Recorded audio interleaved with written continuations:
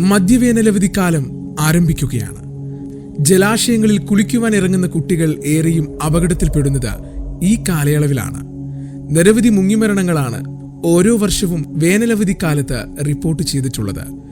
അതിൽ നല്ലൊരു ശതമാനം കൗമാരക്കാരാണ്. നീന്തൽ അറിയാത്തവരാണ് ഏറെയും.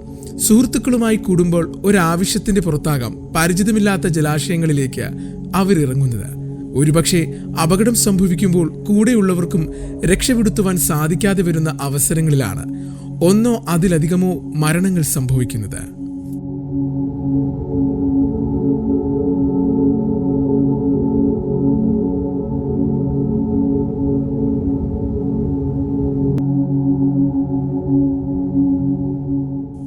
നീന്തൽ അറിയാത്തവരും വെള്ളത്തിലേക്കിറങ്ങി മരണം സംഭവിച്ച സാഹചര്യങ്ങളാണ് ഏറെയുമെന്നത് ഇത്തരം മുങ്ങിമരണങ്ങളുടെ കണക്ക് നോക്കിയാൽ കാണാവുന്നതാണ്.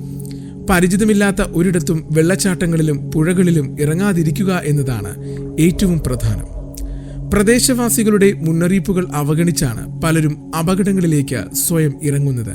നീന്തൽ നല്ലൊരു വ്യായാമവും ജീവൻ രക്ഷാ ഉപാധിയും കൂടിയാണ്. നീന്തൽ പാഠ്യപദ്ധതിയിൽ നിർബന്ധമാക്കുവാൻ ഒരുപാട് വൈകിപ്പോയിരിക്കുന്നു. പരിചിതമില്ലാത്ത ആഴവും അടിയൊഴുക്കും കണ്ടറിയുവാനുള്ള കഴിവില്ലാത്ത കുട്ടികൾക്ക് തീർച്ചയായും ഇത്തരം നീന്തൽ പരിശീലനങ്ങൾ ഉപകരിക്കും.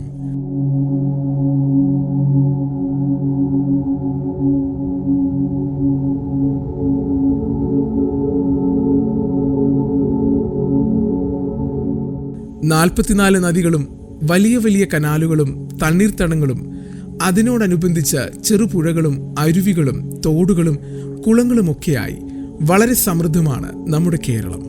പാഠപുസ്തകങ്ങൾക്കൊപ്പം ജീവൻ രക്ഷാ മാർഗമായ നീന്തലും സ്കൂളുകളിൽ പഠന വിഷയമാക്കണം.